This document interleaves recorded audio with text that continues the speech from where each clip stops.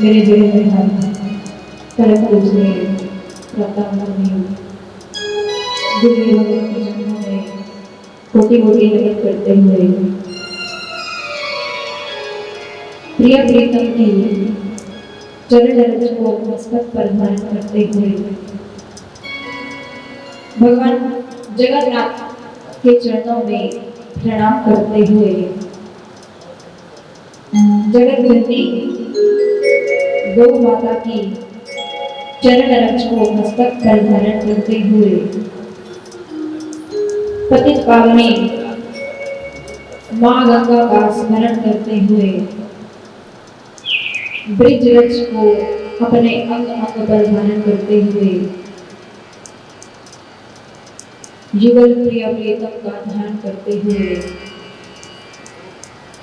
गोवर्धन नाथ को प्रणाम करते हुए ब्रिज क्षेत्र में विराजित समस्त देवी देवताओं को संत रसिकों को प्रणाम करते हुए इस मंदिर में विराजित सभी देवी देवताओं के चरणों में कोटि कोटि वंदन करते हुए आप सभी के हृदय में उपस्थित ठाकुर बांके बिहारी को मेरा कोटि कोटि नमन और आप सभी भक्तों को मेरी ओर से सादर जय श्री राधे जय श्री कृष्ण जय श्री कृष्ण।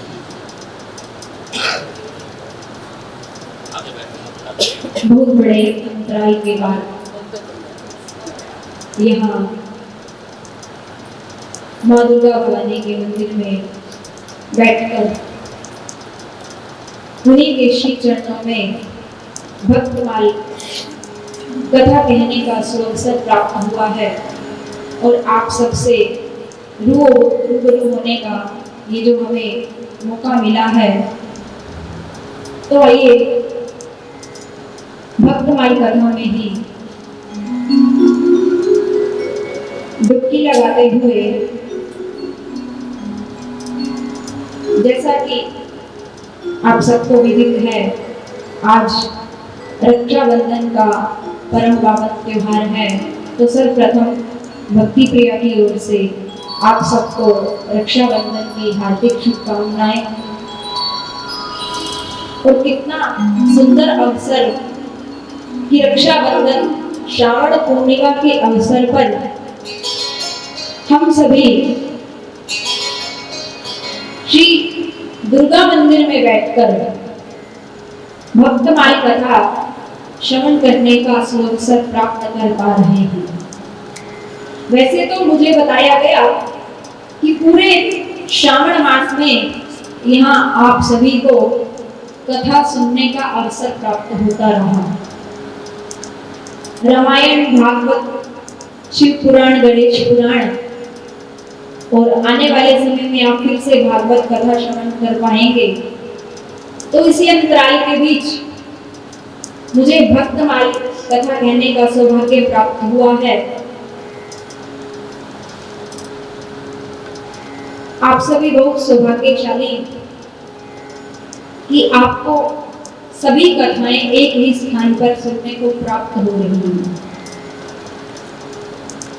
भक्तमाल कथा का विषय शायद आप लोगों के लिए नया हो सकता है, क्योंकि भागवत कथा, राम कथा, शिव पुराण की कथा आप सुनते रहते हैं।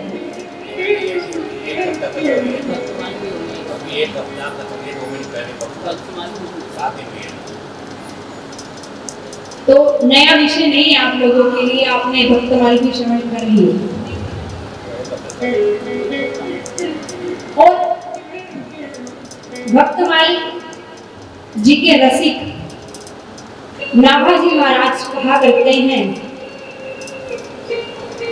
कि आप भगवान को प्रसन्न करने के लिए, भगवान के चरित्रों को जानने के लिए, भगवान के प्रभाव को जानने के लिए, जैसे यदि आपकी वृत्ति ठाकुर जी की ओर है, तो आप श्रीमद् भागवत जी की शरणागति जब तक ग्रहण नहीं करेंगे, श्रीमद् भागवत जी का अध्ययन नहीं करेंगे, तब तक ठाकुर जी के चरित्रों को आप नहीं समझ सकते। और राम जी यदि आपको प्रिय हैं, भगवान राम जी का चरित्र आप यदि अपने जीवन में उतारना चाहते हैं, उसके लिए आपको श्री रामचरितमानस या वाल्मीकि रामायण का अध्ययन और श्रवण पाठ करना होगा।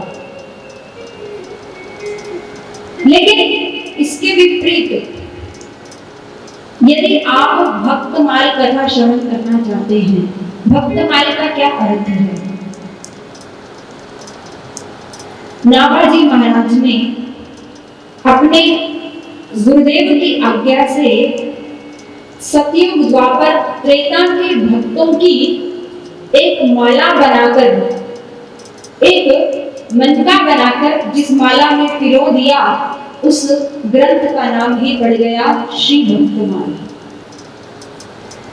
इसमें आपको भगवान की कथा सुनने को कम प्राप्त होगी, इसमें भगवान के प्रिय भक्तों की कथा श्रवण आप कर पाएंगे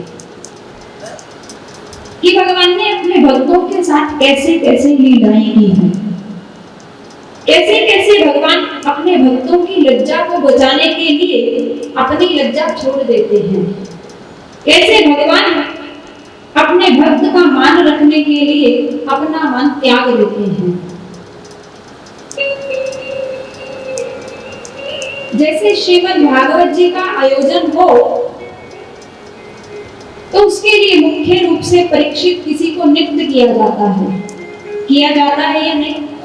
बोलिए, किया जाता है। और राम कथा के तो रसिक श्रोता हैं श्री हनुमंत लाल जी। बोलिए हनुमान जी महाराज की। परम रसिक श्रोता है, जहां जहां राम कथा गाई जाती है वहां वहां हनुमान जी महाराज पहुंचते हैं, ऐसा रसिकों का, संतों का कहना है। अब जहां भक्तमाल कथा होती है तो उसके लिए किसको नियुक्त किया जाता है, उसके लिए कौन परीक्षित के रूप में बिठाए जाते हैं? जैसे भागवत जी के लिए मुख्य यजमान किसी न किसी को नियुक्त किया जाता है, जैसे राम कथा के लिए मुख्य श्रोता हनुमंत लाल जी हैं, ठीक मेरे भाई बहन संत और आचार्य गण कहा करते हैं भक्तमाल कथा के लिए कोई संसारिक व्यक्ति श्रोता बनकर बैठे तो बहुत अच्छा, लेकिन भक्तमाल कथा के तो श्रोता स्वयं ठाकुर जी ही हैं, ठाकुर जी स्वयं अपने भक्त की कथा बैठकर सुनते हैं। जिस कथा को सुनने के लिए भगवान भी ललायित रहते हैं, वो कथा आप और हम सुनने जा रहे हैं। कहा जाता है संतों के द्वारा, जैसे आपके बच्चे बिजनेस में आपसे आगे निकल जाए, आपकी बिटिया, आपका बेटा आपसे अधिक तरक्की कर ले, कई मार्ग में उसकी प्रशंसा की जा रही हो, कई मार्ग में उसके बारे में चर्चा की जा रही हो, लोग उसके बारे में बहुत अच्छा ऐसा कहकर उद्घोष कर रहे हो, तो माता पिता को प्रसन्नता होगी या नहीं? बोलिए, नहीं होगी? बहुत प्रसन्नता होगी। माता पिता खुशी से फूले नहीं समाएंगे कि देखो हमारी बिटिया की प्रशंसा की जा रही है। ऐसा ही होता है माता बहनों।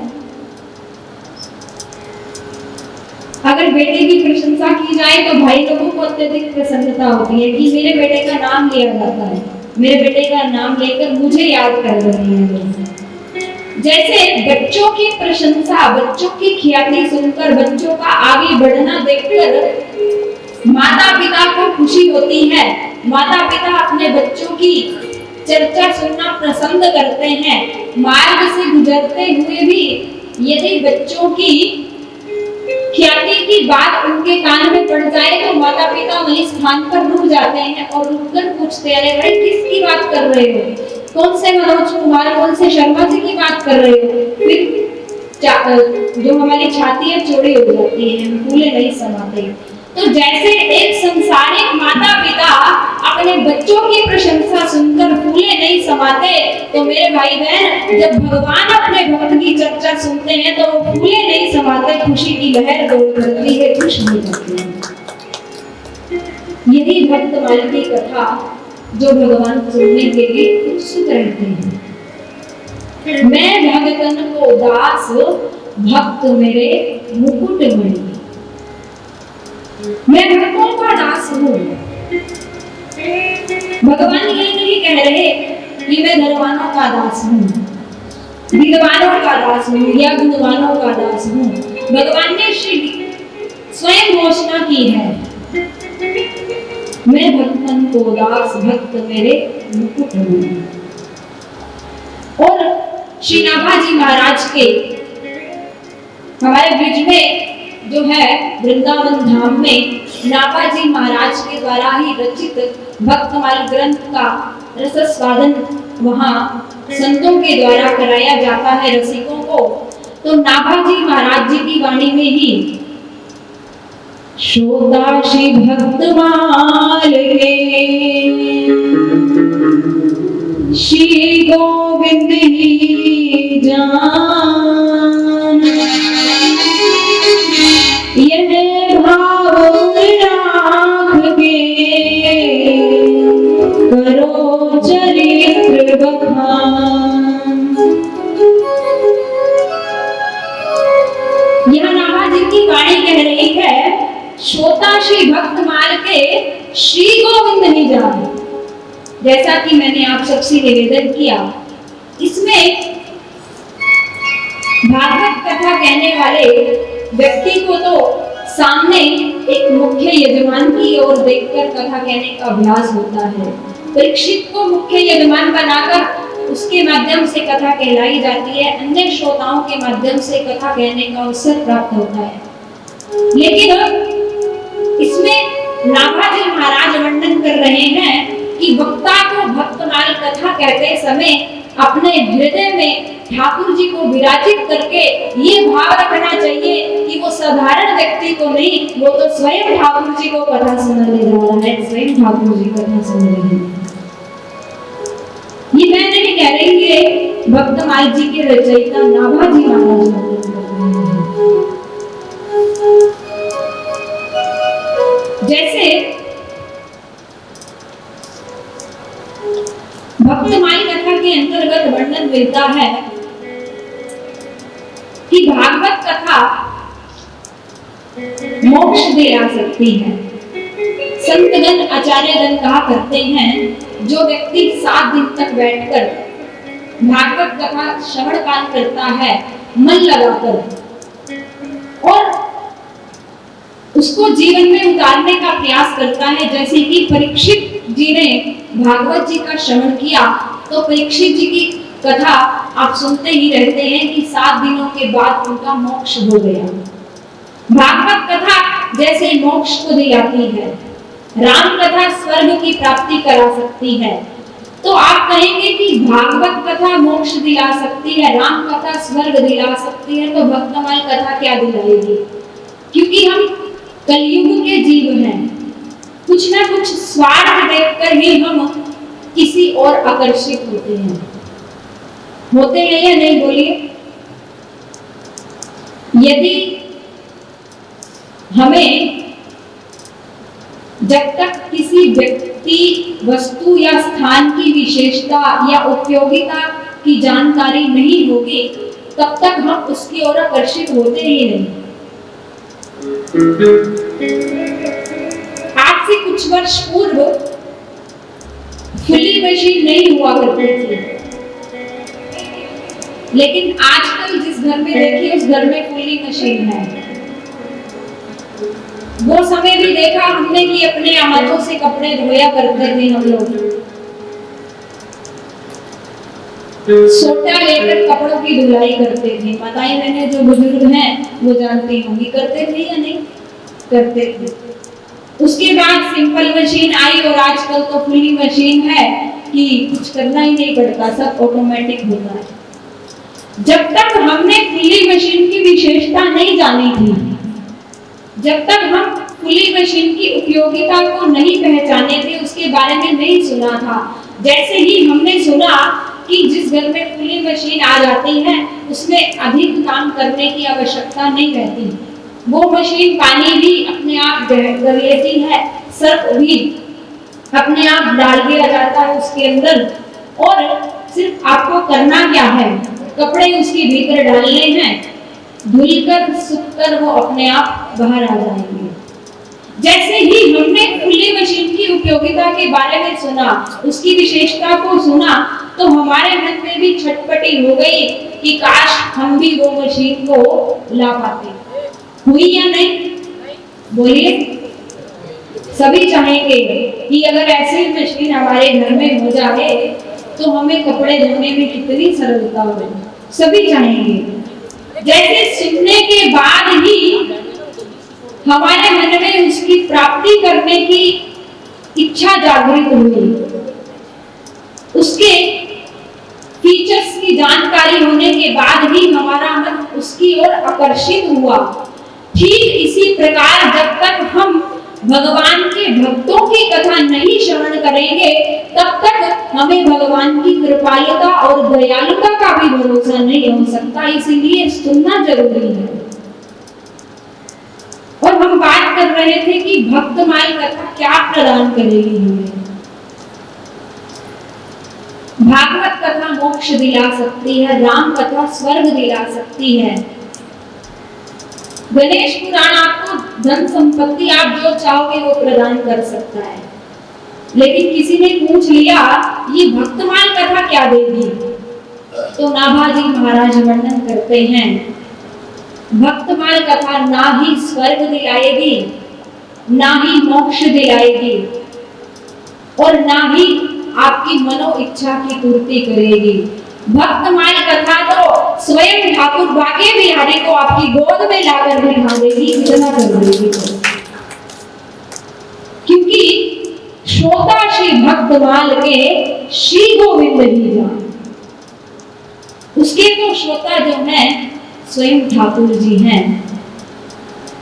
और हम सभी कितने सौभाग्यशाली कि मंदिर में बैठकर, दुर्गा मंदिर में बैठकर यहाँ भक्त माई की कथा हम श्रवण करने जा रहे हैं। तो भगवान के चरित्रों के बारे में वर्णन करते हुए नाभाजी महाराज लिख रहे हैं, और प्रभु की लीलाओं का वर्णन करते करते नाभाजी महाराज ने सुना दिया। प्रभु खेल निराले करते हो, प्रभु खेल निराले करते हो, प्रभु खेल निराले, प्रभु खेल निराले करते हो।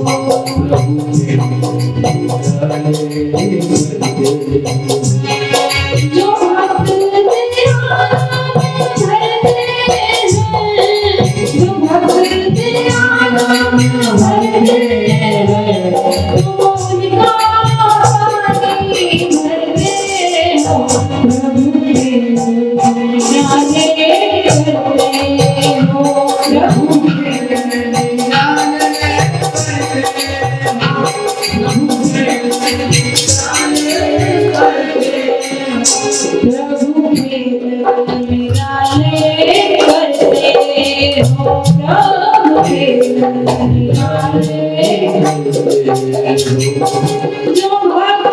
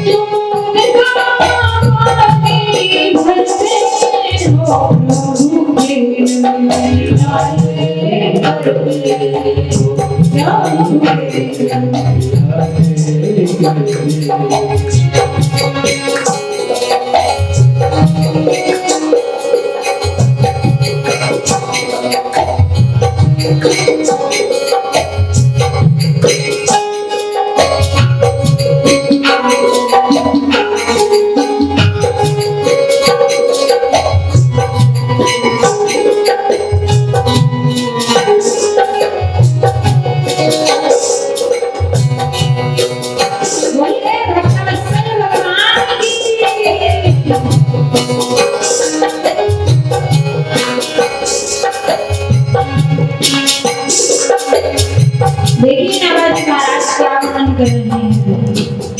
कभी कहते हो मैया प्यारी, कभी कहते हो मैया प्यारी, कभी कहते हो मैया प्यारी, कभी कहते हो मैया प्यारी। मैं भटकाई कमली भारी, मैं भटकाई कमली भारी, मैं भटकाई कमली भारी, मैं भटकाई कमली भारी। वो भक्तवत्सल भगवान जिन्होंने अपनी भ्रुकुटी के विलास से समुद्र को 1 मिनट में सुखा दिया, जिनकी भ्रुकुटी विलास के माध्यम से ये संसार मात्र एक क्षण में बन और बिगड़ भी सकता है, वो ठाकुर जी महाराज अपनी मैया से क्या कहते हैं। कभी कहते हो मैया प्यारी, कभी कहते हो मैया प्यारी, कभी कहते हो मैया प्यारी,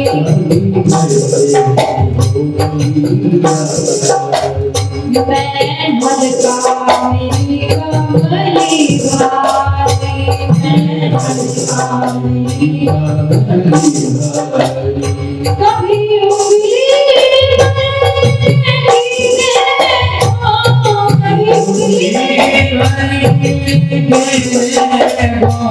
कभी उंगली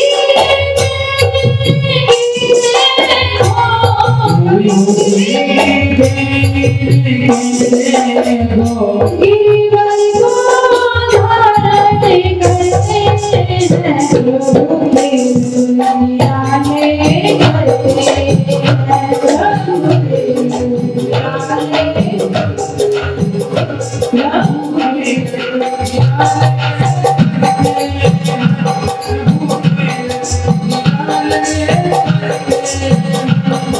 जो भक्ति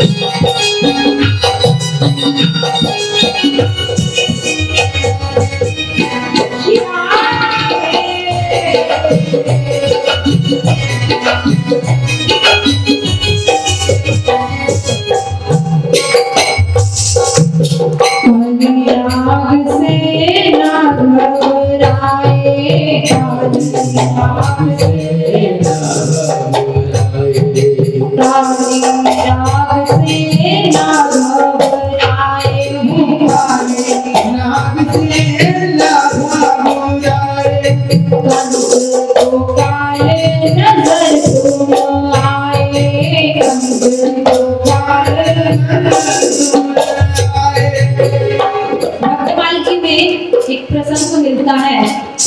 ब्रज के एक बड़े सुमधुर कथा रसिक हुए। भक्तमाली कथा के सुमधुर वक्ता भी हुए और श्रोता भी हुए। गोस्वामी विठल दास जी, जिनका शायद आपने भक्तमाली में चरित्र अध्ययन किया हो। गोस्वामी विठल दास जी एक दिन ठाकुर जी को विराजित कर, सर्दी का समय था, धूप में ठाकुर जी को विराजित किया और पुत्र भाव से ठाकुर जी की सेवा आराधना करने के बाद स्वयं माला जप करने लगे, धूप में बैठ गए। आज जैसे ही गोस्वामी विठल नाथ जी माला जप करने लगे, जप करते करते थोड़ी थोड़ी देर में नेत्र खोलकर ठाकुर जी को निहारते हैं। धूप सेक रहे हैं ठाकुर जी और भक्त भी धूप का आनंद ले रहे हैं। आज भक्त और भगवान दोनों धूप का आनंद ले रहे थे। जैसे ही गोस्वामी विठल नाथ जी ने ठाकुर जी को तीसरी बार निहारा तो ठाकुर जी ने सामने की ओर इशारा किया। अभी तक तो गोस्वामी विठल दास जी का ध्यान माला की ओर लगा था, राधे कृष्ण राधे कृष्ण राधे कृष्ण जप रहे थे। लेकिन जब ठाकुर जी ने इशारा किया तो गोस्वामी विठल नाथ जी समझ नहीं पाए कि ठाकुर जी क्या कहना चाह रहे हैं।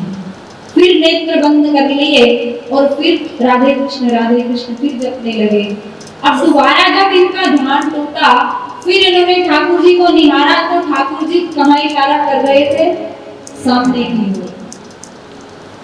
तीसरी बार फिर इसी क्रम को दोहराया ठाकुर जी ने। अब तो गोस्वामी विठल नाथ जी ने ठाकुर जी से कहा, प्राण प्यारे आखिर क्या बात है, आप बार बार मुझे सामने इशारा क्यों कर रहे हो? क्या हुआ आपको? तो ठाकुर जी ने कहा, महाराज सामने बैठा हुआ बंदर मुझे बार बार घूर रहा है। अब गोस्वामी विठल नाथ जी कहने लगे, जब आपने राम अवतार लिया था उस समय तो ये बंदरों ही ने आपकी सहायता की, दिन रात आप बंदरों के साथ वानरों के साथ रहते थे, उस समय आपको डर नहीं लगा। अब आप घबरा रहे हैं एक बंदर से। अरे गोस्वामी विठल नाथ जी देखिए तो सही, वो बंदर मुझे बार बार घूर रहा है, मुझे डर लग रहा है उससे, मैं भयभीत हो रहा हूँ। अब गोस्वामी जी से ठाकुर जी कहने लगे, गोस्वामी जी एक बात बताओ, यदि बच्चा बंदर को देखेगा या बंदर के बच्चे को देखेगा तो वो डरेगा या फिर हंसेगा? तो गोस्वामी विठल नाथ जी कहने लगे, बच्चा जैसे ही बंदर को देखेगा वो तो भयभीत हो जाएगा, डर जाएगा। तो गोस्वामी जी आप मुझे किस भाव से भजते हो? बोले मैं आपको पुत्र भाव से भजता हूँ।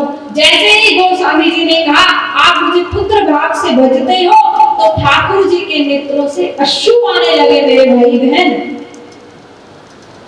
क्योंकि जब एक साधारण बच्चा बंदर को देखकर डरता है तो ठाकुर जी भी गोस्वामी जी के साथ वैसी ही लीला करने लगे, वैसा ही आनंद पुत्रवत अपने भक्त को देने लगे। और तब नाभाजी महाराज ने लिख दिया, आज जो बंदर के बच्चे से डर गए, काली नाग से ना घबराए, जाकर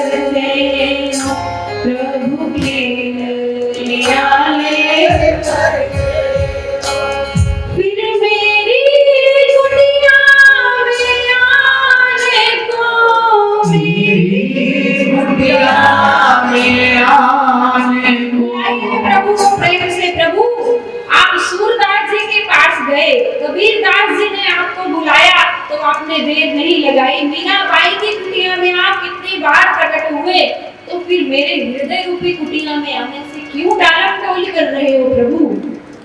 फिर मेरी कुटिया में आने से, मेरी कुटिया में आने से, मेरी कुटिया में आने से, मेरी कुटिया में आने से क्यों डालम डोली करते हो प्रभु की निराले करते हो प्रभु के निराले करते हो प्रभु के निराले करते हो। बोलिए भक्त सलमान की। इस प्रकार भक्तों के साथ अनेकानेक चरित्र वर्णन करते हुए नाभाजी महाराज आगे भक्तिमती पंजीरी बाई जो भगवान की अनन्य भक्त हुई, जो जवानी में ही विधवा हो गई, मैया पंजीरी, संतान कोई हुई नहीं, अन्य रिश्तेदारों ने स्वीकार किया नहीं। जब जगत वाले हमें ठोकर मारते हैं तब हमें प्रभु की याद आती है। जिंदगी में अगर ठोकर जो खाई ना होती, जिंदगी में अगर ठोकर जो खाई ना होती तो ठाकुर तुम्हारी याद कभी आई ना होती। तो जब पंजीरी मैया को जगत वालों ने ठुकरा दिया, बेसहारा हो गई, कोई नहीं रहा। दुखी होकर श्री धाम वृंदावन पहुंची। बोलिए वृंदावन धाम की। जहां कण कण में भक्ति का निवास है। भक्ति नृत्यति यत्र च। श्रीमद् भागवत जी में महात्मा में ही वर्णन करते हैं नारद जी, जहां भक्ति नाच रही है, नृत्य कर रही है, जहां हम और आप लोग जाने के बाद यदि भजन भी ना करना चाहें तो भजन फिर भी ना चाहते हुए भी स्वतः होता है। भजन होता है या नहीं? ऑटो वाले भी जाते हुए राधे राधे, खाना परोसने वाले भी राधे राधे, वस्त्र खरीदने जाओ तब भी राधे राधे, और वहां आप सैर सपाटे के लिए भी चले जाओ तब भी राधे ही राधे। जोर से कहिए ना, राधे राधे राधे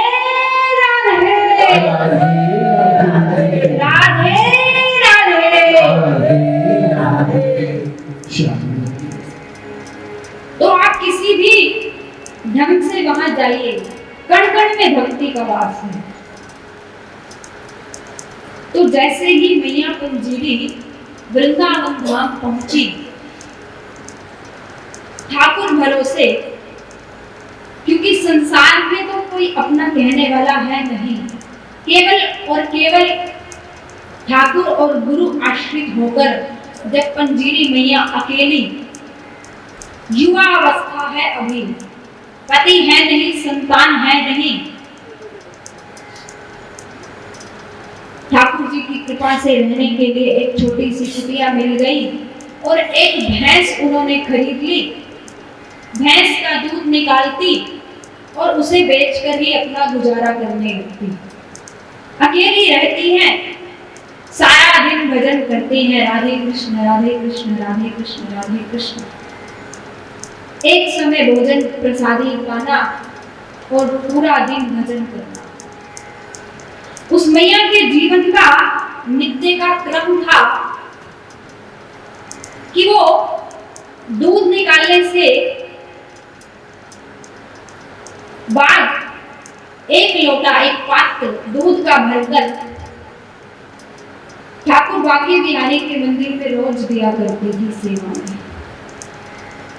पुजारी जी जो नियुक्त थे, उस मैया के द्वारा लाया हुआ प्रेम और श्रद्धा भाव से दुग्ध ठाकुर जी को रोज नित्य प्रति प्रत्येक काल भोग दिया करते थे। अब करते करते मैया की वृद्धावस्था आ गई। जब तक मैया जवान थी तब तक तो सब अच्छे से चल रहा था, लेकिन जैसे ही मैया अब दिखाई देने में असक्षम हो गई, मैया दूर का दिखाई नहीं दे पाता मैया को, दूर कौन बैठा है, कौन व्यक्ति है, कहाँ जा रहा है, कैसे वस्त्र पहने हैं, मैया कुछ अनुभव नहीं कर पाती। आज मैया जब दूध बेचने के लिए निकले, नित्य प्रति का क्रम था कि ठाकुर जी के लिए दूध निकालने के बाद जो शेष बचता था दूध, उससे मैया का जीवन निर्वाह कठिनाई से हो रहा था। उसमें मैया को थोड़ी कठिनाई का अनुभव हुआ तो मैया ने यमुना जी का थोड़ा जल दूध में मिलाना प्रारंभ कर दिया। अब क्या हुआ, जैसे ही आज यमुना जी का जल दूध में मिलाया तो एक मछली भी उस जल के साथ दूध में प्रवेश कर गई। राधे। जब मैं आप सबसे कहूं तो आपको कहना है श्याम कहूं, क्योंकि हमारे ब्रिज में आज भी यही जय घोष किया जाता है। आप किसी ब्रिजवासी के घर जाएं और वहां उसे राधे श्याम कहें तो वो आपको पहचान जाएगा कि आप पक्के ब्रिजवासी हैं। क्योंकि जब मैं बहुत छोटी थी, 5 या 7 साल की रही होंगी, तो उस समय मैं अपने परिवार के साथ वृंदावन गई प्रथम बार। जब रात्रि में हमें नींद नहीं आ रही थी तो चौकीदार रात्रि में पहरा देते हुए यही घोष कर रहे थे, राधे क्या कहो और जागते रहो। अपना काम भी कर रहे थे और राधा श्याम सुंदर का स्मरण भी कर रहे थे। देखिए क्या कह रहे थे, राधे श्याम कहो और जागते रहो। इसीलिए आप लोग भी दोनों हाथ उठाकर कह दीजिए, राधे राधे। ये हमारे ब्रिज का पुराना जय घोष है। तो जब जब आप इस जय घोष को करें तो वृंदावन का मन में स्मरण जरूर करें, ठाकुर राधा रमण का स्मरण जरूर करें। आप यहाँ बैठे चाहे शरीर रूप से दिल्ली में हो, पश्चिम बिहार में हो, लेकिन जब आप जय घोष के साथ अपने मन में ठाकुर जी का स्मरण करेंगे तो मेरा नहीं संतों का कहना है कि आपको वृंदावन की ही फलश्रुति प्राप्त होगी, आपको वृंदावन में कथा सुनने का फल प्राप्त हो जाएगा।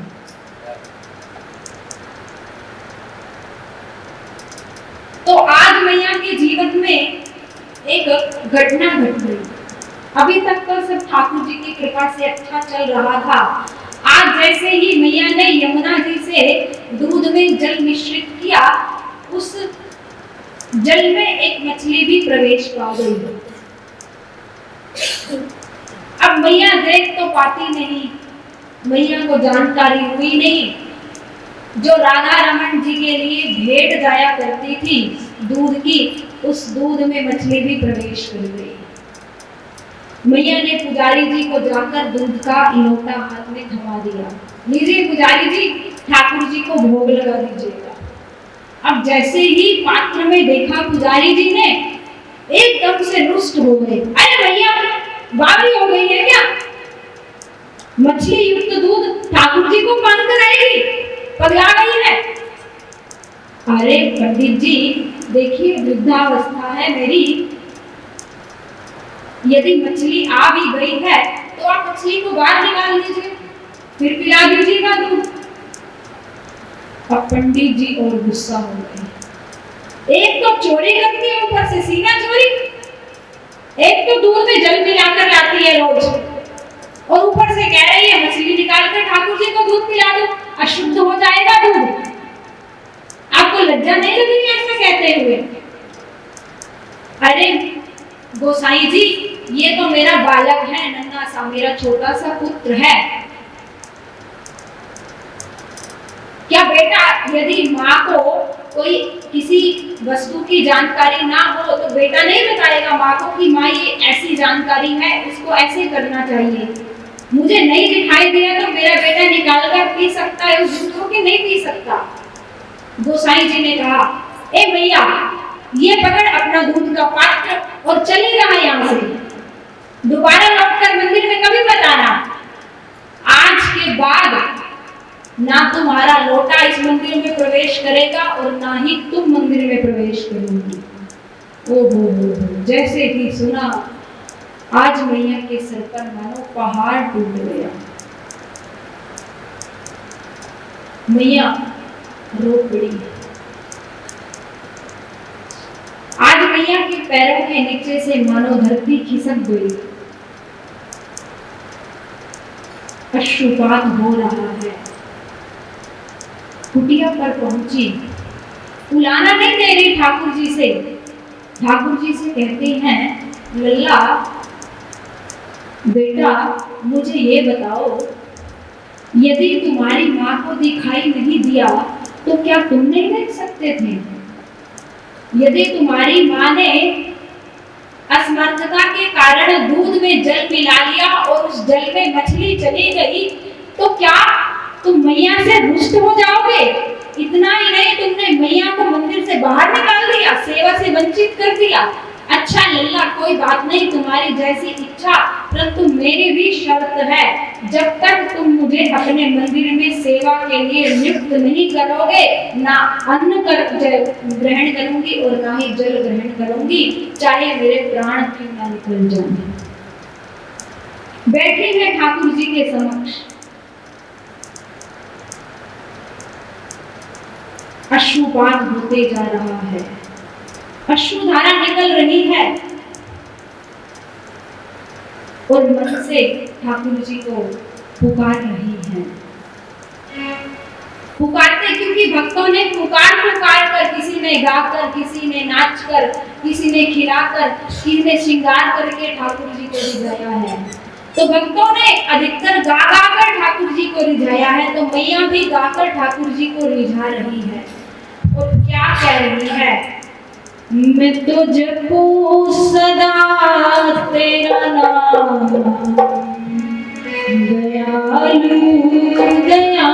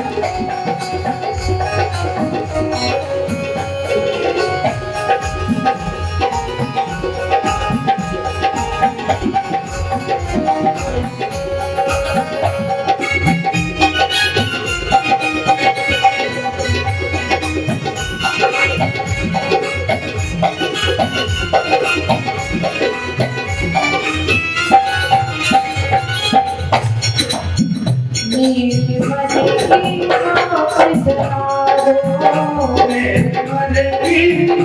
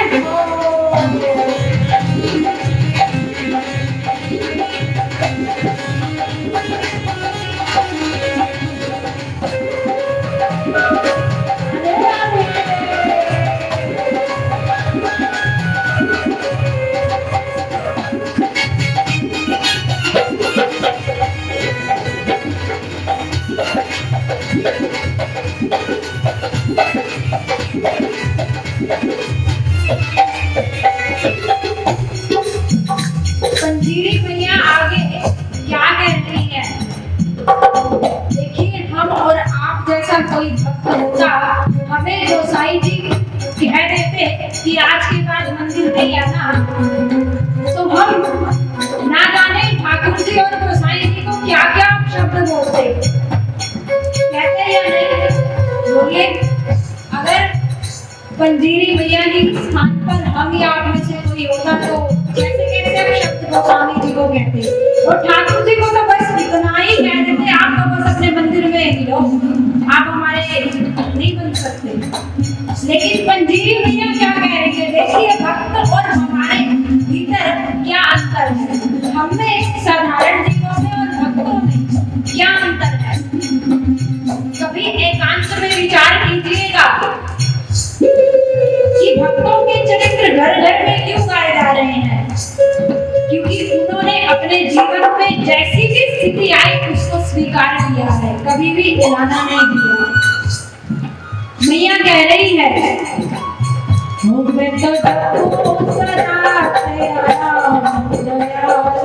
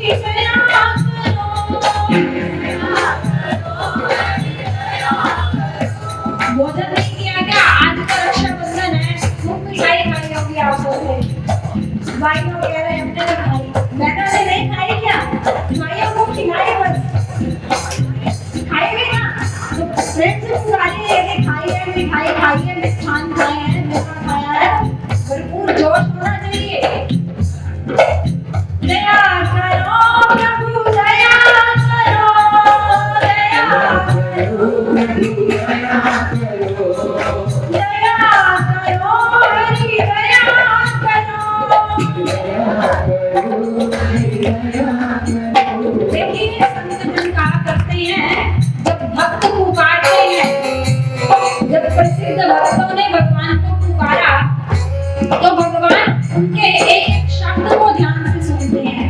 तो जब हम उन प्रसिद्ध भक्तों के साथ अपने मन के तार जोड़कर गाएंगे तो शायद करुणामय ठाकुर की नजर हम पर हो जाए। तो इसीलिए पुकारिए, दया करो हरि, दया करो, दया करो हरि, दया करो, दया करो हरि, दया करो, दया करो हरि, दया करो।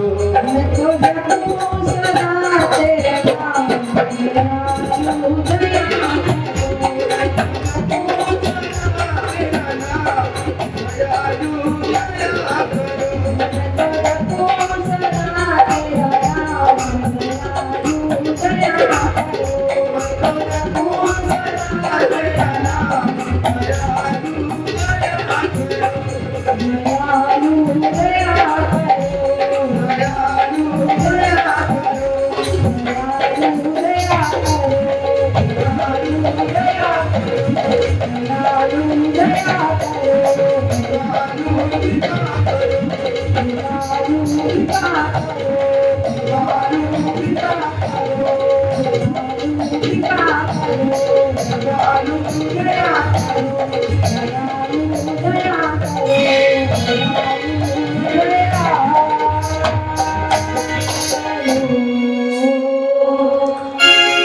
बोलिए भक्तों भगवान की जय, श्री सद्गुरुदेव महाराज की, श्री वृंदावन धाम की। आज मैया प्रातः काल से सायंकाल तक न जल पिया न अन्न ग्रहण किया, बस अश्रुपात करती जा रही है। वो ठाकुर से कह रही है, कन्हैया शायद मेरे ही भावों में कमी रह गई।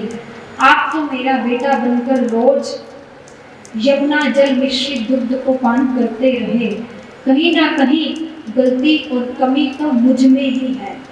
देखिए भक्त हमेशा अपने आप में ही कमी निकालता है, अपने आप को ही कमजोर समझता है, भक्ति मार्ग में, अन्य मार्गों में नहीं। आज मंजीरी मैया को भूख लगी है। एक दिन पहले एकादशी का व्रत था, दूसरे दिन द्वादशी के दिन यदि प्राण करती उससे पहले ही ठाकुर जी के मंदिर से इस प्रकार का संकेत मिल गया। आज मैया ने फिर भोजन नहीं किया। अब हम जैसे युवावस्था के लोग तो रह पाए 2-2 दिन तक, भाई एक समय खा ले, लेकिन वृद्धावस्था में तो यदि भोजन थोड़ी ही देर हो जाए भोजन में तो विकलता होने लगती है।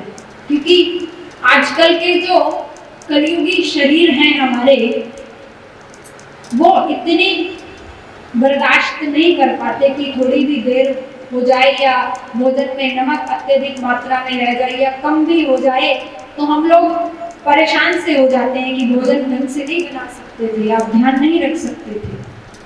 लेकिन पंजीरी मैया को भूख लगने के बावजूद भी ना ही पानी पिया और ना ही भोजन बनाया। सुबह से लेकर शाम हो गई। अब ठाकुर जी को चिंता होने लगी भक्ति। अब ठाकुर जी से नहीं रहा गया। ठाकुर जी ने एक नाटक रचा। लीला क्या रची? मैया जब अपने भावों में मग्न थी, अब मैया की जो आस थी निराशा में बदलती जा रही थी। अब मुझे लगता है कि मंदिर से गोसाई जी का संदेशा नहीं आने वाला। अब मैं बिना लाला के दर्शनों के ही जीवन में व्यतीत करूंगी।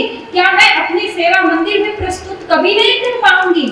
मैं बाल कृष्ण के दर्शनों को जाया करती हूँ, बाकी बिहारी का दर्शन करके ही मैं अन्न और जल ग्रहण करती हूँ।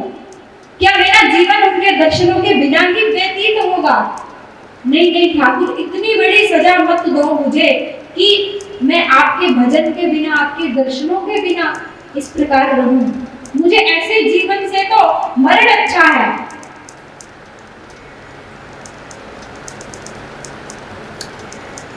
संध्या के समय एक 5 वर्ष के बालक ने द्वार पर दस्तक दी। राधे, दोनों हाथ उठाकर कहिए राधे राधे। आप लोग मेरी वाणी समझ पा रहे हैं सभी?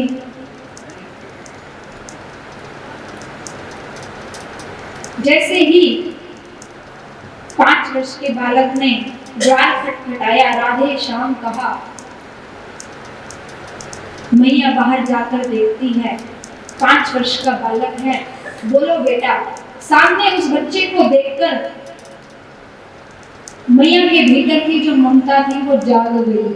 अब वहां से बाल कृष्ण के मंदिर से तो ठोकर खाकर आई थी, लेकिन जैसे ही सामने बच्चे को देखा, अति सुंदर बालक है, अद्भुत वाणी है जिसे देखकर मन चाहता है बिना पलक झपकाए अपलक उसे देखती ही रहूं। इतना सुंदर बालक है। बालक ने कहा, भैया मैं बांके बिहारी के राधा रमण के यहाँ दर्शन करने के लिए आया था, लेकिन आते आते मुझे संध्या हो गई। अब दर्शन तो मुझे मिल नहीं पाएंगे, तो क्या भैया मैं आपकी कुटिया के बाहर रात्रि विश्राम कर सकता हूँ? अगर आपकी आज्ञा हो। हाँ हाँ बेटा, तुम बाहर विश्राम क्यों करोगे? मेरी इतनी बड़ी कुटिया है, जबकि कुटिया छोटी सी, लेकिन भक्त का हृदय का भाव देखिए। भक्त जी में नाभाजी वर्णन कर रहे हैं कि एक ही रजाई थी मैया के पास और इतना ही स्थान था कि 2 व्यक्ति उस कुटिया में मुश्किल से रह सकते थे। लेकिन मैया ने उस बच्चे से कहा, बेटा इतनी बड़ी कुटिया है मेरी, तुम बाहर क्यों विश्राम करोगे? तुम मेरे कुटिया में भीतर आकर विश्राम करो। अरे मैया आप कैसे रहोगी? छोटी सी कुटिया है आपकी। अरे लाला तुम आ जाओ, तुम भीतर सो जाना, लेकिन मैं बाहर सो जाऊंगी।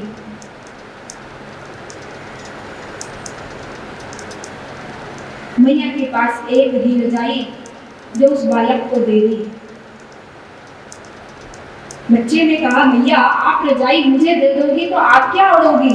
अरे लाला अभी तो मुझे अपने ठाकुर जी की बहुत सी सेवाएं करनी है, और फिर मेरा नित्य प्रति का क्रम है कि मैं 2:30 या 3 बजे जग जाती हूँ, फिर भैंस का दूध निकालती हूँ और फिर बेचने जाती हूँ, फिर आकर ठाकुर जी की सेवा करती हूँ।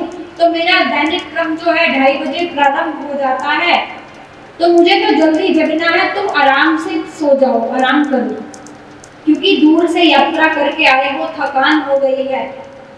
अच्छा मैया ठीक है। थोड़ी देर विश्राम किया। अब उस बच्चे को कुछ समय बाद भूख लगाई। अब मैया से कहने लगा, मैया देख मैं दूर से चलकर आया हूँ, क्योंकि आजकल की भांति साधन तो होते नहीं थे उस समय। आजकल तो बस ट्रक, हवाई जहाज सब उपलब्ध हैं। पहले के समय में हम लोग पैदल यात्राएं किया करते थे। तो बच्चा कहने लगा, मैया मैं बड़ी दूर से चलकर राधा रमन लाल जी के बांके बिहारी के इस ब्रज धाम के दर्शन करने आया हूँ। मैया देख मुझे भूख भी बहुत लग रही है, कुछ कुटिया में खाने को रखा है, कोई चना रखा हो, दूध रखा हो, कुछ भी रखा हो, फल रखा हो तो मुझे दे दो। अब दूध से भैया को वो सुबह की घटना स्मरण हो गई। बेटा देख भोजन तो आज मैंने बनाया नहीं, कल एकादशी थी तो कुछ फल भी नहीं रखा, लेकिन दूध रखा है, वो भी मछली युक्त दूध है। अरे भैया जो भी है, मरता क्या ना करता, अब भूख इतनी लगी है, जो भी रखा है आपके पास वो मुझे दे दो। अरे बेटा ये मछली वाला दूध है, इसे भैया मछली तो निकाल देना इसमें से। हाँ हाँ बेटा मछली तो उसी समय ही निकाल दी थी, गोसाई जी ने पूरी घटना बताई उस बच्चे से। अब मैया इनकार कर रही हैं, लाला मैं तुम्हें प्रातःकाल भोर होते ही 4 बजे गैया का ताजा ताजा दूध निकाल कर दूंगी, तुम ये मत पियो, इसे रहने दो, ये अच्छा नहीं है दूध। लेकिन लाला ने मैया के इनकार करने पर भी उस मछली युक्त, जो पहले मछली से युक्त था दूध, उस दूध का पान कर लिया। और तृप्ति से डकार लेकर फिर से आराम करने लगा। कहने लगा, भैया मुझे आपके इस दूध से इतनी संतुष्टि हो गई कि मैं जो इतनी दूर से यात्रा करके आया था, मेरी थकान भी उतर गई दूध पीते ही। रजाई ओढ़कर बालक सो गया और मैया भी अपने कुछ कार्यों को निपटाकर विश्राम करने लगी। अब करीब करीब जब मैया नित्य क्रम के अनुसार 2-2:30 बजे जगी तो मैया ने नित्य प्रति की तरह भैंस का दूध निकाला और मन में सोचा, बेचारा लाला छोटा सा इतनी दूर से पैदल यात्रा करके आया था, इसे उठाकर दूध पिला दो। दूध निकालकर जैसे ही भीतर कुटिया के प्रवेश करती है तो क्या देखती है, वह ना ही रजाई है और ना ही कोई लाला है। बोलिए भक्तवत्सल भगवान की। अब तो मैया ने जैसे ही देखा रजाई भी नहीं है और लाला भी नहीं है तो मैया समझ गई, मन में उत्साह आ गया, हो ना हो ये मेरे बाके बिहारी ही सुबह जिन्होंने मुझे ठोकर लगवाई, अब मेरे मन को प्रसन्नता देने के लिए मेरे पुत्र बनकर आए थे। दौड़ती हुई मंदिर की ओर दौड़ती भागती चली जा रही है। अरे गोसाई जी, अरे गोसाई जी, द्वार खोलो गोसाई जी। अभी गोसाई जी अपनी नित्य क्रिया में लगे थे। नित्य क्रिया से फुर्सत होकर गोसाई जी चिल्लाते हुए आए, अरे क्या बुढ़िया, कल तुझे वापस भेजा था, दोबारा मंदिर में मत आना, फिर तू क्या दूध लेकर आ जाती है, आप क्या लेकर आई है? गोसाई जी, आज मैं कुछ आपको देने नहीं आई, आज मैं कुछ आपसे लेने आई हूं। लेने आई है? हमसे क्या लेगी? बोल, क्या चाहती है हमसे? मैं आपसे नहीं चाहती, ये जो आपका लल्ला है ना, राधा रमन लाल जी है ना जो आपके, बाकी बिहारी जी हैं जो आपके, ये मेरी फटी पुरानी रजाई लेकर आ गए हैं। पगला गई है क्या? बुढ़ापे में कल तो मछली तो दूध लेकर आ गई और आज कह रही है तुम्हारी फटी पुरानी रजाई। मेरे राधा रमन को 56 प्रकार के व्यंजन परोसे जाते हैं, भक्तगण उनके लिए रेशमी और महंगे सुंदर वस्त्र लाते हैं, वो क्या तुम्हारी फटी और पुरानी ओढ़नी के भूखे बैठे हैं? उन्हें क्या आवश्यकता थी तुम्हारी फटी और पुरानी रजाई की? अरे गोसाई जी, आप मेरी प्रार्थना तो सुनिए, एक बार मंदिर के कपाट तो खोलिए। मेरा मन कहता है, मेरा विश्वास कहता है, वो लल्ला कोई साधारण लल्ला नहीं था, वो आपके राधा रमन लाल ही थे। मैया का विश्वास कह रहा है, लेकिन गोसाई जी इनकार कर रही हैं। मैया को अपशब्द कहते हुए, डांटते हुए गोसाई जी ने ना चाहते हुए भी जैसे ही मंदिर के राधा रमन लाल के कपाट खोले, भक्तों आप विश्वास करो या ना करो, आज राधा रमन लाल जी ने वही मैया की फटी और पुरानी रजाई ओढ़ रखी थी, वही रजाई।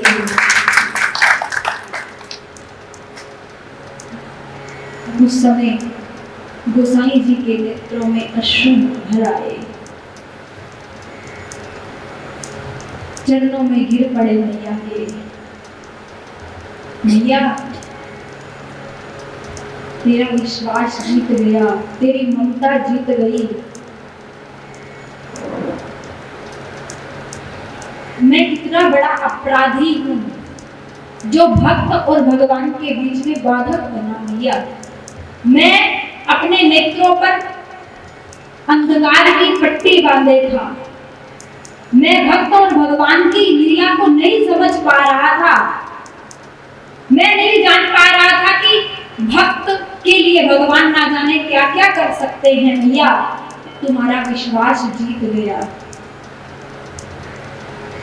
मैया ने कहा, गोसाई जी, ये हमारी और आपकी समझ की बात नहीं है, ये तो लीलाधारी की लीला है।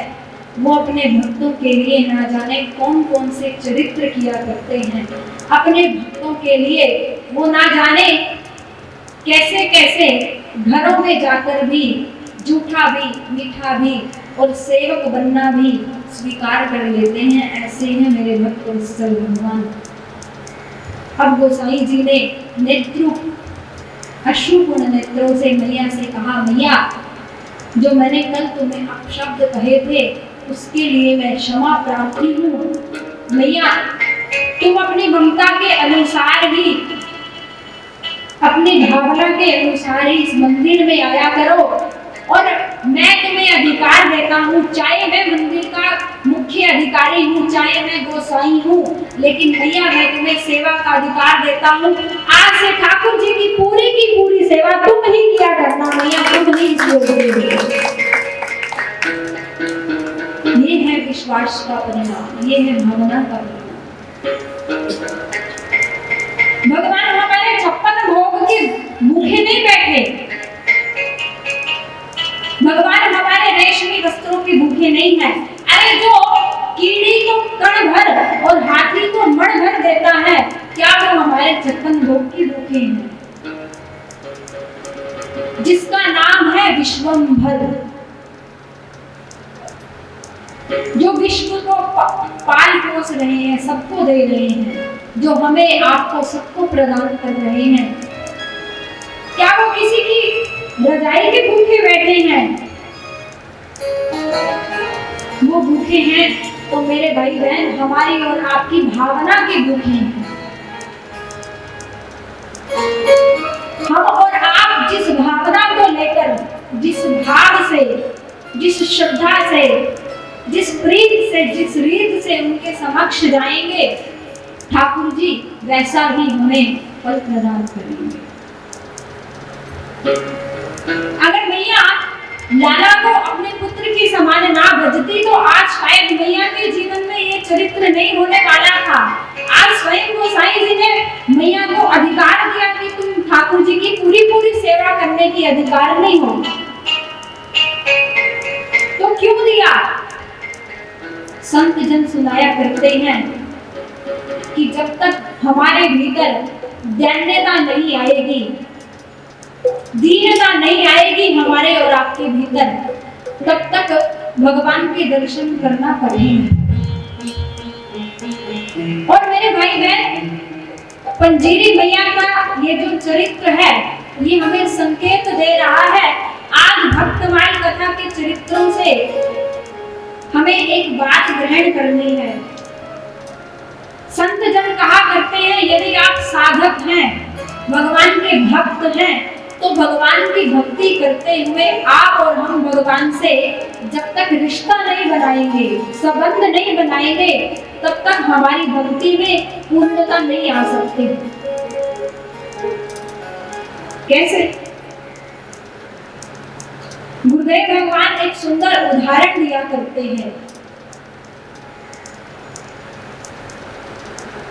मान लीजिए भाई बहनों, आप लोग अपनी कार से कहीं जा रहे हैं,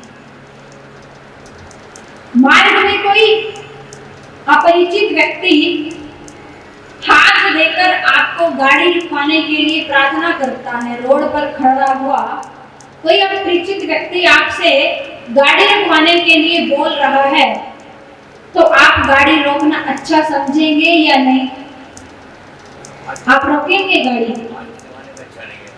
बोलिए।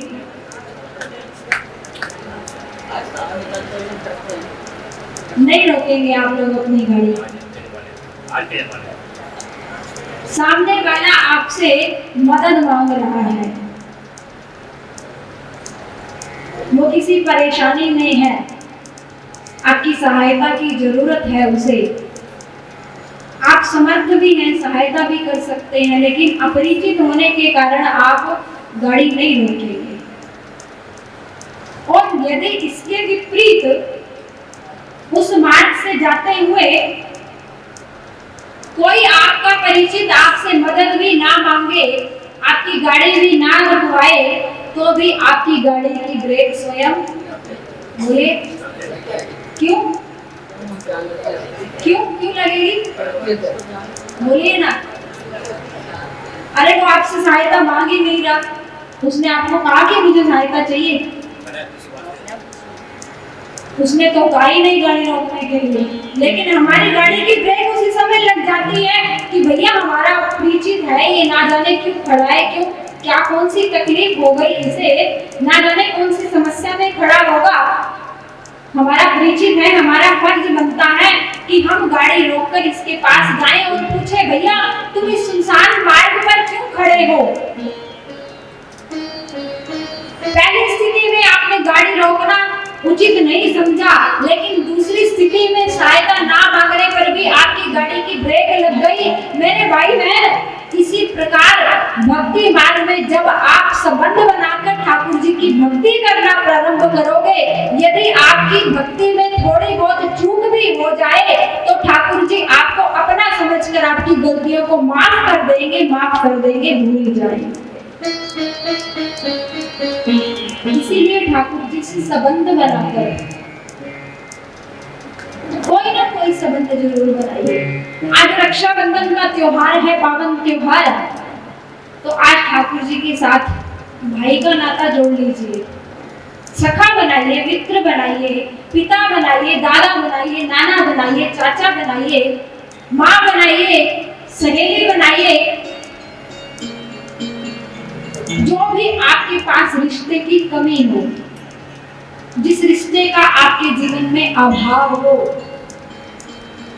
वही संबंध ठाकुर जी से जोड़ लीजिए। और मेरे भाई बहन, एक बार यदि आपने ठाकुर जी से संबंध जोड़ लिया, आप जीवन भर ठाकुर जी को याद करो या ना करो, लेकिन ठाकुर जी से संबंध जोड़ने के बाद ठाकुर जी अपने आप जीवन भर आपसे नाता निभाएंगे। ये मैं पूरा वचन देकर कहती हूँ। मिलकर बजाइए ना, 2 जने बजा रहे हैं ताली और 2 जने नहीं बजा रहे। बोले भक्तवत्सल भगवान की।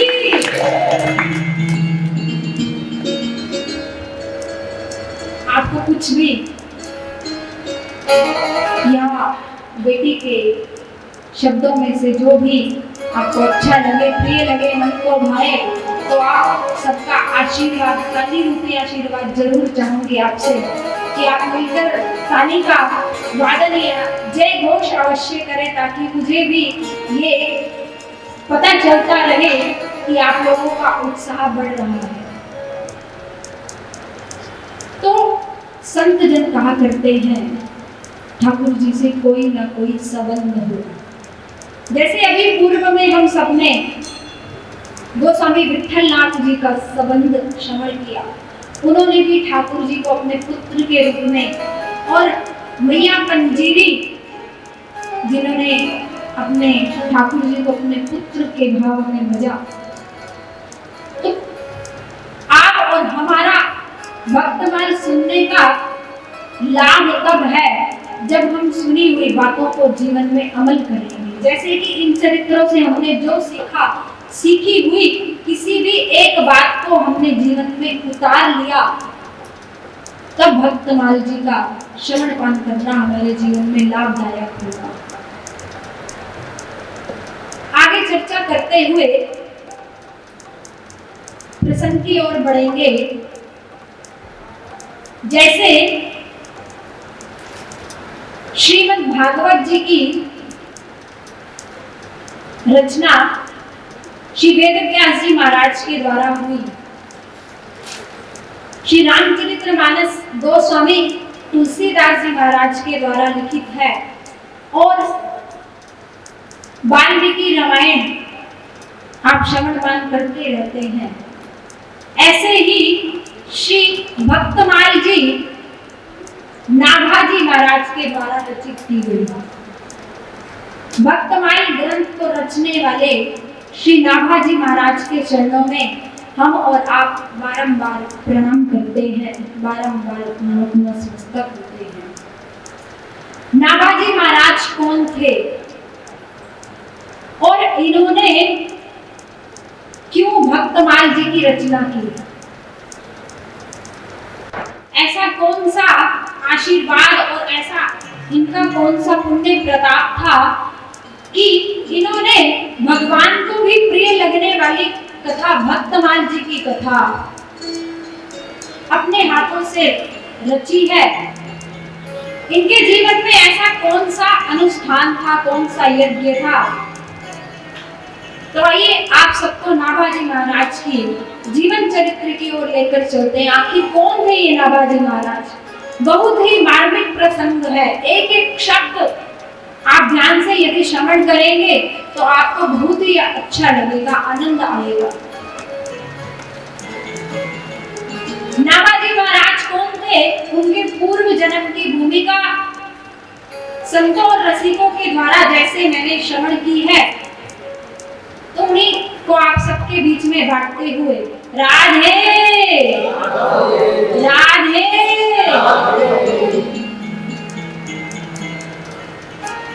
श्रीमद् भागवत जी के अंतर्गत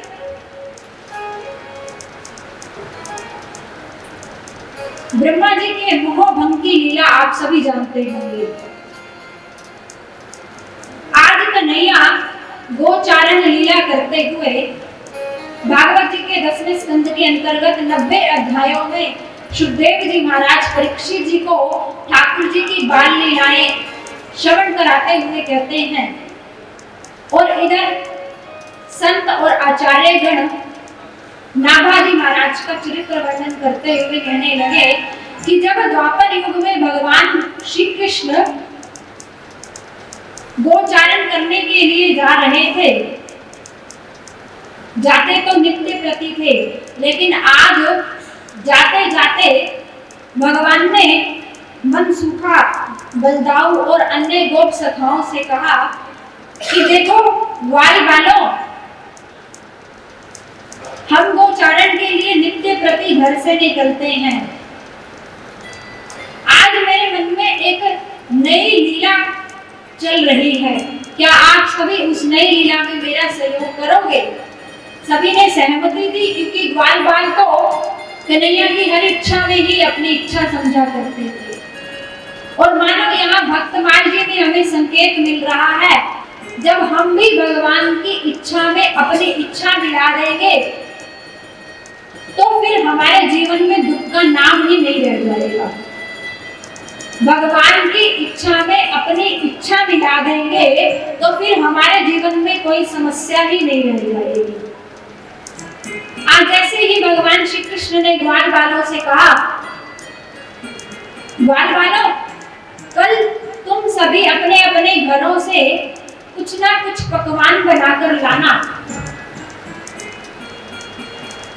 कल हम सभी गोचारण के बाद सहभोज करेंगे। ऐसे तो आप लोग अपना अपना भोजन लाते हो और अपना अपना भोजन पा लेते हो, लेकिन कल तुम अच्छे अच्छे व्यंजन बनवा कर लाना ताकि हम मिलकर सहभोज कर सके। आप लोग भी करते होंगे सहभोज? नहीं करते? करते हैं। माताएं बहनें तो करती रहती है, भाई लोगों का मुझे पता है, भाई लोग भी करते हैं, क्योंकि माताएं बहनें तो किट्टी पार्टी के माध्यम से सहभोज हो ही जाता है। तो जैसे ही कन्हैया ने कहा, ग्वाल बाल कहने लगे, ठीक है कन्हैया, हम सभी अच्छे अच्छे पकवान बनाकर अपने अपने घरों से लाएंगे। जब सभी गोप बालक अपने अपने घर पहुंचे, अपनी अपनी मैयाओं से कहने लगे, भैया कल हमने सहभोज का आयोजन किया है, तो तुम हमें कन्हैया के लिए कुछ अच्छा सा बनाकर प्रदान करो। किसी ने खीर बनाई, किसी ने मालपुआ, किसी ने कचौरी, रसगुल्ला, गुलाब जामुन, रसमलाई। सभी ग्वाल बाल अपनी अपनी मैया से कहते हैं, सबने गोपियों ने कन्हैया के लिए सुंदर सुंदर मधुर व्यंजन पकवान बनाकर दिए। अब मित्रों की मंडली में एक मित्र कन्हैया का ऐसा था जो अत्यंत निर्धन था, मनसुखा, जिसका नाम था क्या? मनसुखा, जो अत्यंत निर्धन था। जब उसने अपने घर जाकर अपनी मैया से निवेदन किया कि मैया, कल कन्हैया ने सहभोज के लिए हमें आमंत्रण दिया है, तो मैया तुम कन्हैया के लिए कुछ अच्छा सा पकवान बनाकर दो।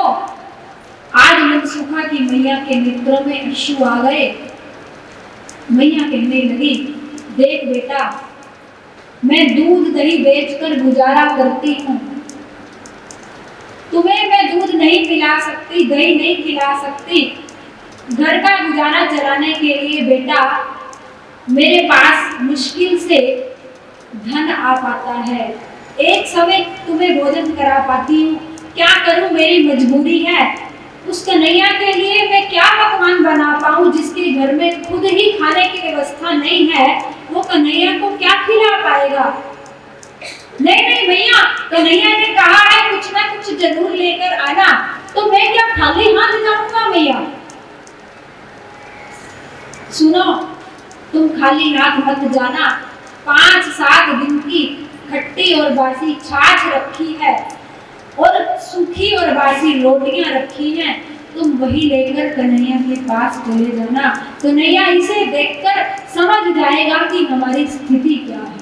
और वो तो अंतर्यामी है मनसुखा, उससे किसकी बात छुपी है, वो क्या नहीं जानता हमारी स्थिति को। भगवान का नाम है घट घट की जानने वाले सर्व अंतर्यामी। अंतर्यामी का मतलब क्या हुआ, जो हमारे और आपके सबके अंदर की बातों को पहचानता है, जानता है, वही अंतर्यामी।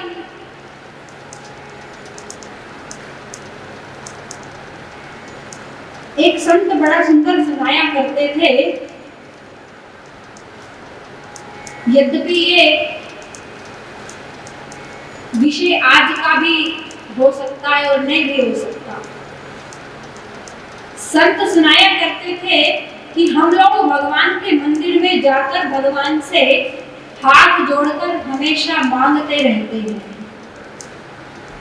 आरती भी करते हैं, तो आरती बाद में करेंगे, पहले कहेंगे सुख संपत्ति घर आवे, कष्ट मिटे तन का। मांगते हैं नहीं, सभी मांगते हैं।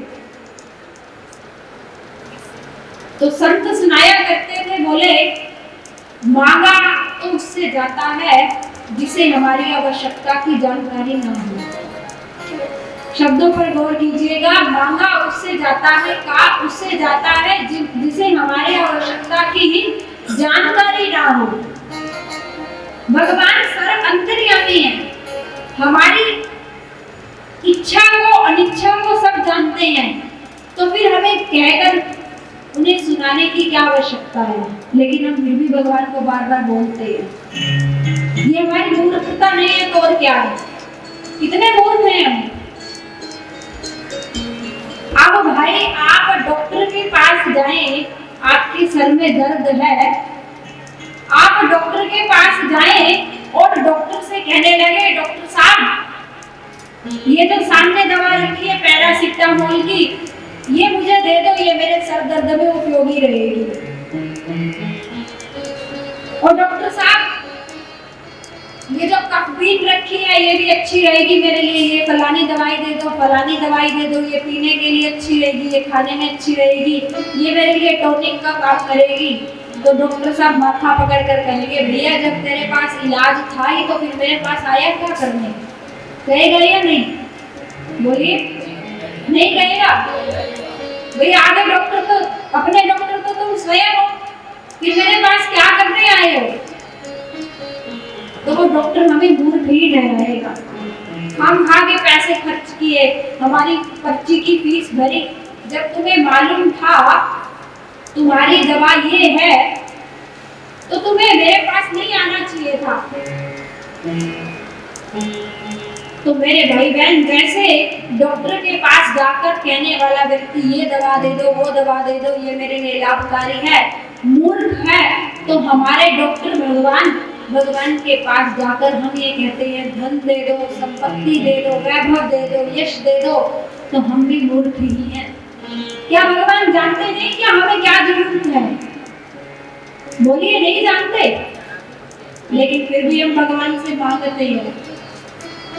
चलिए, कुछ संतगण कहा करते हैं संसार से नहीं मांगा, ये बढ़िया बात है कि आप लोग और हम लोग संसार के सामने नहीं मांगते, अपने हाथ नहीं फैलाते, संसार को छोड़कर ठाकुर से मांगते, ये बढ़िया बात। लेकिन इससे भी बढ़िया बात तब होगी जब हम ना संसार से मांगे ना ठाकुर से मांगे, बस ठाकुर की हर इच्छा में अपनी इच्छा मिला दे, तो हमारे जीवन में कोई समस्या ही नहीं रहेगी, कोई समस्या नहीं।